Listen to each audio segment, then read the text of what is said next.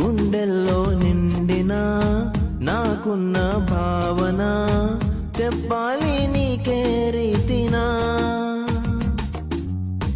గుండెల్లో నిండిన నాకున్న భావన చెప్పాలి నీకే రీతినా. కృతజ్ఞతాస్తుతి చెల్లిస్తున్నా, కృతజ్ఞతాస్తుతి చెల్లిస్తున్నా యేసయ్యా.